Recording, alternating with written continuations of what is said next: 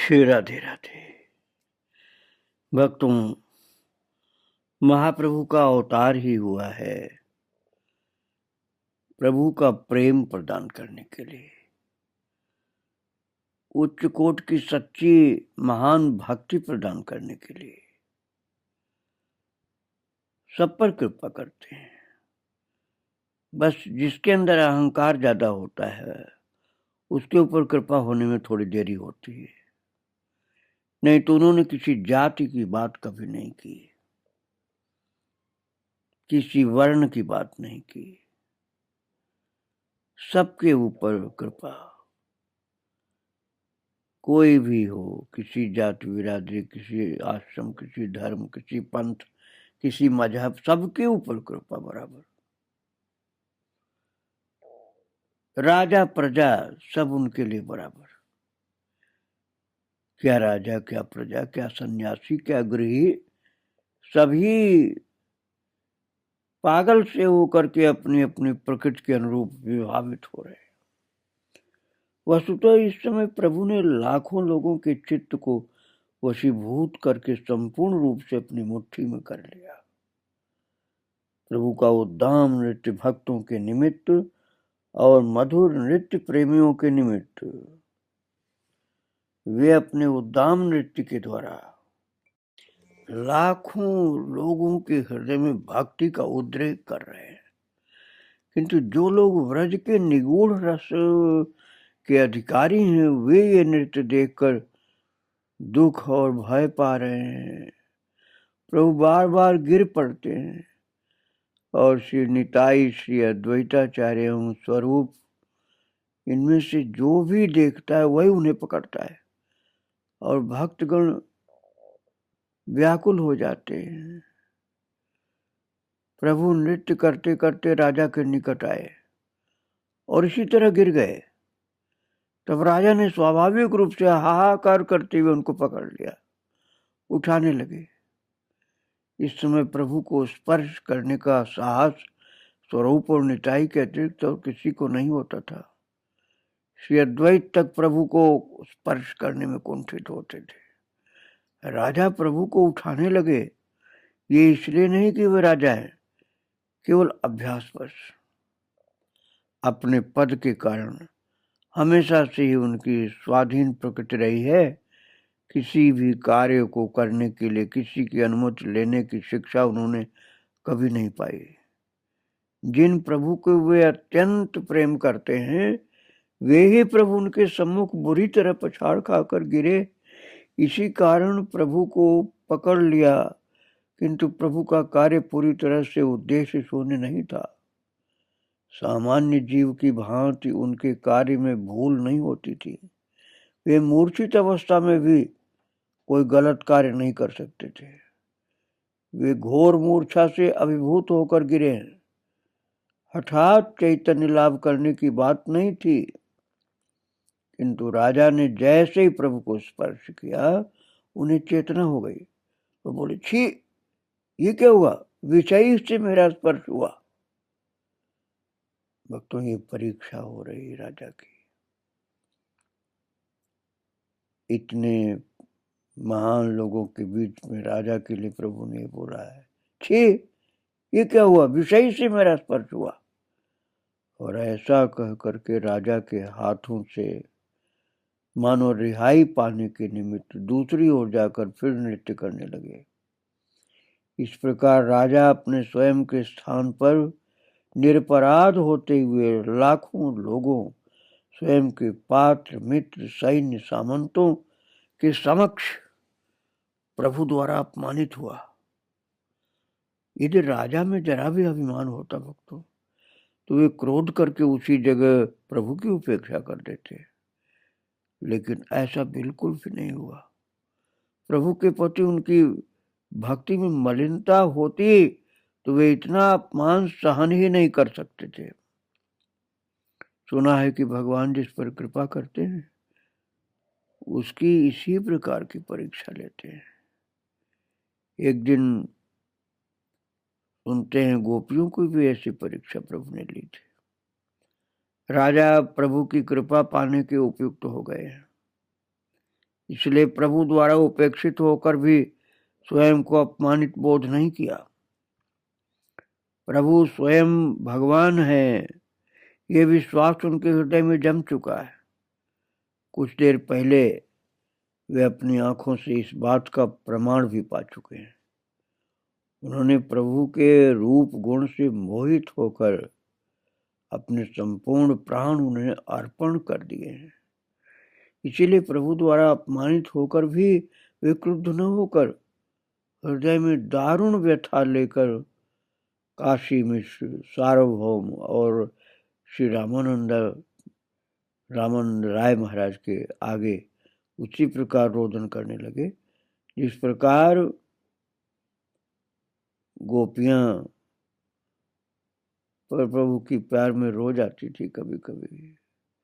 राजा ने पूछा, हे सुहृदगण, क्या मेरे भाग्य में प्रभु की कृपा नहीं है? फिर मेरे और जीवित रहने का क्या लाभ? सभी लोग उन्हें सांत्वना देने लगे। सार्वभौम समझाने लगे, तुम्हारे ऊपर प्रभु की संपूर्ण कृपा है।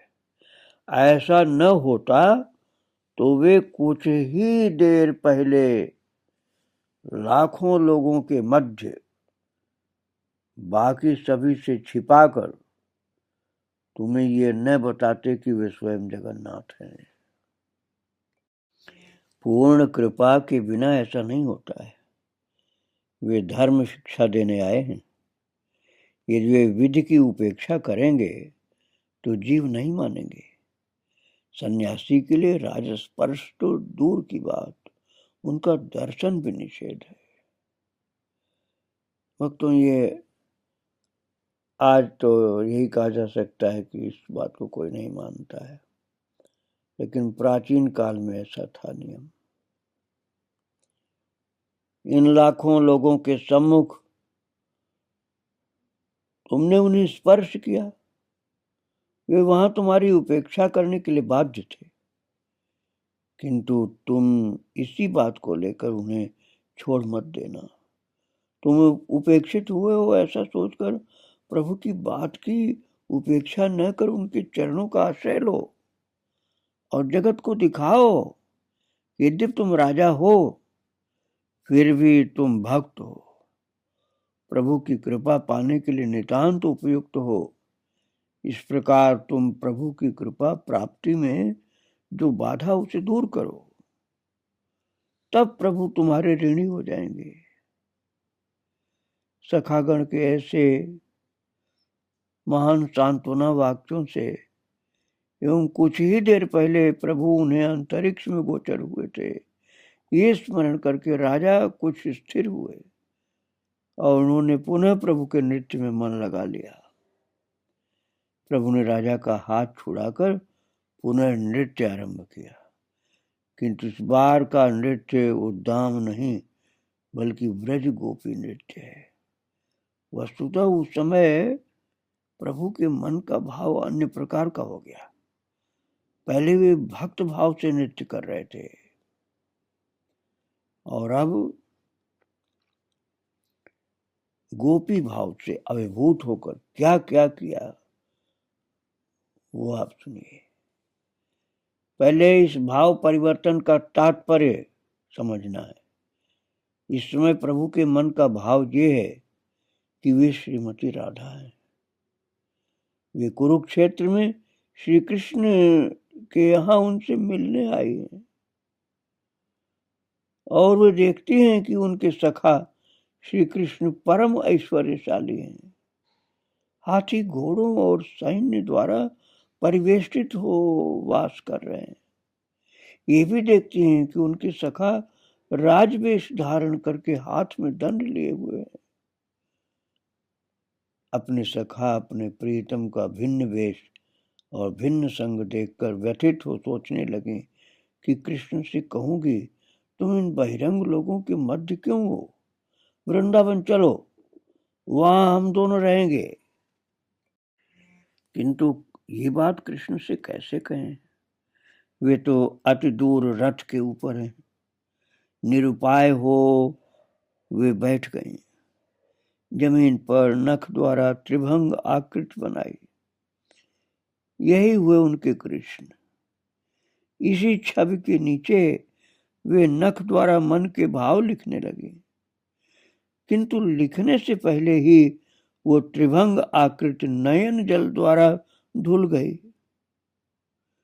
इस प्रकार वे बार बार चित्र बनाती हैं और लिखती हैं। प्रभु के नख में आघात लग रहा है, ये देख करके स्वरूप व्यथित हो रहे हैं। इसलिए जैसे ही प्रभु लिखने लगते हैं, वैसे ही स्वरूप व्यग्र होकर उस जगह अपना हाथ रख देते हैं, ताकि वे नख द्वारा मिट्टी न खरोच सके। प्रभु लाचार होकर अन्य स्थान पर चित्र बनाने लगते हैं। स्वरूप भी हाथ खिसका कर प्रभु के नख के नीचे रख दे अपना हाथ, और स्वरूप को अधिक देर तक परिश्रम नहीं करना पड़ा, क्योंकि इसी बीच प्रभु के मन का भाव कुछ इस प्रकार का हो गया कि श्री कृष्ण रथ पर चढ़कर वृंदावन जा रहे हैं और राधा रानी और सब सखियां उनको लेकर के जा रही हैं वृंदावन। इस भाव से विभोर होकर प्रभु आह्लाद में पूर्ण रूप से गल गए और उनका नृत्य अपने आप मधुर हो गया। स्वरूप भी तुरंत समझ गए कि प्रभु के मन का भाव परिवर्तित हो गया और प्रभु का मधुर नृत्य देखकर जीव मात्र के नेत्रों में आनंद जला रहा है। प्रभु राधा भाव से सजल और सलाज नेत्रों से जगन्नाथ की ओर देखने लगे। लाज भी लग रही उनको, जैसे राधा रानी को लाज लगती, और नेत्रों से आंसू भी गिर रहे। तत्पश्चात लगा मानो वे जगन्नाथ के साथ बात कर रहे हैं। लोग प्रभु की बातों को सुन नहीं पा रहे हैं, किंतु वे क्या कर रहे हैं ये सबकी समझ में आ रहा है कि बात कर रहे हैं। इस ओर प्रभु ये पूरी तरह भूल गए हैं कि वे लाखों लोगों के बीच में रथ पर बैठे हुए श्री कृष्ण के अतिरिक्त और किसी को नहीं देख पा रहे। ये लाखों लोग भी स्तंभित होकर प्रभु का दर्शन कर रहे हैं, उनकी लीला देख रहे हैं। प्रभु का मन जगन्नाथ में और लोगों का मन प्रभु में निविष्ट है। सभी प्रभु की प्रत्येक अंग भंगिमा से आविष्ट होकर के देख रहे हैं। सभी को लगा कि जैसे श्री कृष्ण के साथ प्रभु का आंखों ही आंखों में मिलन हुआ और प्रभु ने लज्जा पाकर मुख नीचे कर लिया। मानो एक अनिवार्य आकर्षण के वशीभूत हो श्री कृष्ण की ओर चलने लगे। कभी उन्हें लगता है कि श्री कृष्ण उन्हें पकड़ने आ रहे हैं, ऐसा सोचकर वे लजा जाते हैं और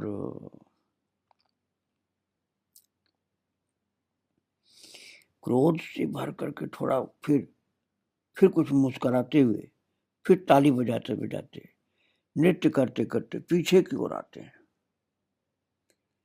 और कभी हाथ मुंह खिला करके रथ के ऊपर बैठे हुए श्री कृष्ण को अपने मन के भाव बताते हैं।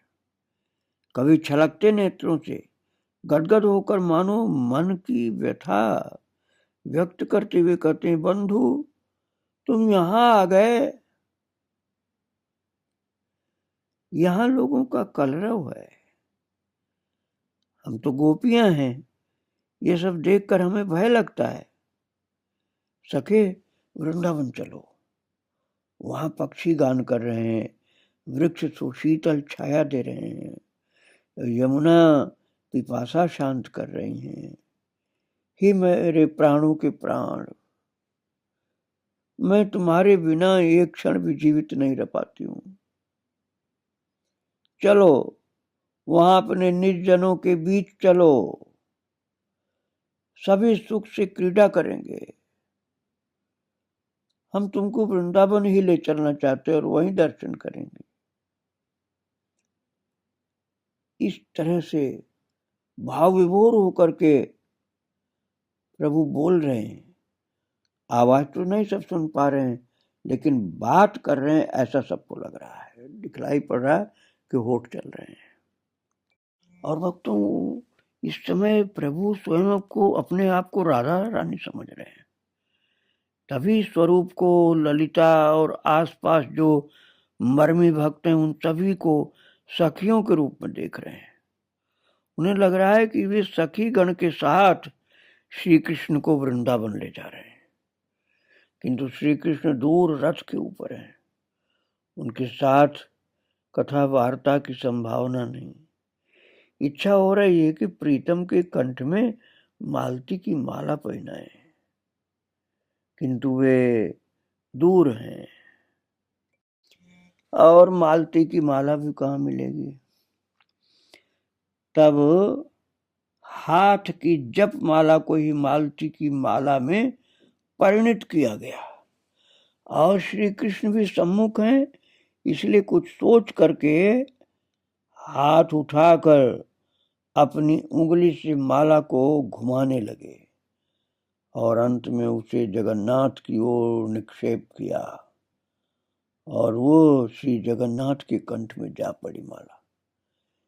ये देख करके लाखों लोग चीत्कार के साथ आनंद में हरि ध्वनि करने लगे। रथ में जगन्नाथ के पार्श्व में जो लोग थे, उन्होंने वो माला पुनः प्रभु के हाथ में पहुंचा दी। अब मर्मी भक्तों को सखी समझते हुए उन्होंने पुरस्कार माला देने की इच्छा उनकी हुई। इसी कारण अंगुली से घुमाते घुमाते किसी भक्त की ओर माला निक्षेप कर रहे हैं और वो माला भक्त के गले से लिपट जाती है। लगता है आजकल दर्शकगण इसी घटना की देखा देखी भक्तों कई जगह भगवान के मंदिरों में ऐसा करते हैं, और मंदिर से ज्यादा तो रथ यात्रा में करते हैं कि कुछ प्रणामी बांध करके वस्त्र में, रुमाल में, और रथ के ऊपर फेंकते हैं, अर्थात निक्षेप करते हैं। और सेवायत गण प्रणामी ले करके उसी रुमाल में प्रसादी माला रख करके लौटा देते हैं। भक्तगण पहले रुमाल में कुछ दक्षिणा, समझो प्रणामी का तात्पर्य, ले करके उसको फेंकते हैं, उसका निक्षेप करते हैं भगवान के ऊपर, जगन्नाथ की ओर, और जगन्नाथ भगवान के सेवायत गण प्रणामी उसमें से निकाल करके थोड़ा प्रसादी उसमें बांध करके फिर जोर से लौटाते हैं। और वो जो इस समय रिवाज देखने को मिलती है ना, वो महाप्रभु के उसी चरित्र के अनुसार लोगों ने चालू किया है, जो आप सुन रहे थे। प्रभु के नृत्य का वर्णन असाध्य कार्य है, क्योंकि निमिष निमिष में उनका नृत्य नूतन आकार धारण कर लेता है। प्रभु आनंदित हैं, सोच रहे हैं कि सखियां भी उसी प्रकार आनंद का अनुभव कर रही हैं, इसलिए उनकी इच्छा सखियों के साथ आनंद क्रीड़ा करने की हो रही है। वे मधुर नृत्य कर रहे हैं। इसी बीच वक्रेश्वर को सम्मुख पाते हैं प्रभु, उन्हें पकड़कर आलिंगन करते हैं, और केवल आलिंगन ही नहीं, बार बार छाती से, हृदय से, गले से लगाए रहते हैं। इतने तृप्त नहीं हुए, महाराज उनका मुख चूमने लगे। फिर पार्श्व में स्वरूप दामोदर को देखकर उनको आलिंगन करने के लिए प्रस्तुत हुए, परंतु स्वरूप उनके चरणों में गिर पड़े। श्री गौरांग ने प्रेम में कांपते कांपते स्वरूप को उठाकर हृदय से लगाया और गाढ़ आलिंगन प्रदान करके मुख चुंबन किया। तब लगा कि स्वरूप ने श्री गौरांग की देह में प्रवेश किया, क्योंकि जैसे ही प्रभु ने स्वरूप को आलिंगन किया, वैसे ही वे लोगों की दृष्टि से ओझल हो गए। ऐसा महाराज लिखा हुआ चैतन्य चरित में। और सबने देखा कि दोनों एक हो गए हैं और कुछ ही देर बाद अलग हो गए। कभी दोनों हाथ उठाकर और एक दूसरे का हाथ पकड़कर आमने सामने वो नाना प्रकार से नृत्य करने लगे। क्या इस नृत्य को देखकर कोई ऐसा हो सकता है जो आनंद नहीं पाया हो, विशेष आनंद की परिसीमा। अब स्वरूप सिंह की कटी से भी क्षीण प्रभु की कटी को एक हाथ से कसकर पकड़े, वक्र होकर दूसरे हाथ से घुटना पकड़े एवं प्रभु स्वरूप की कटी पकड़े नृत्य कर रहे हैं। प्रभु कभी दक्षिण में स्वरूप और बाईं ओर वक्रेश्वर का हाथ पकड़कर द्रुत गति से नृत्य करते हुए हंसते हंसते एक बार जगन्नाथ की ओर देखकर थोड़ा सा आगे बढ़ते हैं और कभी पीछे की ओर चलने लगते हैं। कभी वक्रेश्वर और स्वरूप को छोड़कर जिसे भी सम्मुख पाते हैं उसी को कांपते कांपते हृदय से लगाकर बार बार मुख के द्वारा स्पर्श करके प्रेम प्रदान कर रहे हैं। सोचते हैं कि ये सब क्रमशः वृंदावन की ओर जा रहे हैं। इस भाव में प्रभु जितना अग्रसर हो रहे हैं उतना ही वृंदावन के निकटवर्ती समझकर आनंद में विह्वल हो रहे हैं। साथ साथ पूरा जन समूह आनंद में पागल हो गया। राधा और कृष्ण में जो प्रेम भाव है, लोग इसे तो थोड़ा बहुत अनुभव कर सकते हैं, किंतु श्री कृष्ण पुरुष और श्रीमती रानी है, श्रीमती नारी है। श्री कृष्ण पुरुष और श्रीमती नारी हैं, किंतु प्रभु प्रेम में जर्जरीभूत होकर स्वरूप और वक्रेश्वर को महाराज चुंबन कर रहे हैं। ये किस जाति का प्रेम है, इसे बहिरंग लोग किस प्रकार अनुभव करेंगे। किंतु ये देखकर लोगों को कुछ भी अस्वाभाविक नहीं लग रहा, बल्कि वे पूर्णतः मुग्ध हो रहे हैं। इसलिए शास्त्रकारों ने कहा कि गोपी प्रेम में काम की गंध नहीं है। बहुत ऊंची बात है, समझने में मुश्किल है। सामान्य मनुष्य तो सुनकर काम की बात ही सोच लेगा, लेकिन गोपी प्रेम में काम की गंध नहीं, ये महान से महान ज्ञानियों ने कहा है। अर्थात हृदय रोग या काम रोग के रहते कृष्ण प्रेम उदय नहीं होता, अथवा कृष्ण प्रेम के उदय होने पर हृदय रोग या काम रोग वशीभूत नहीं करता है और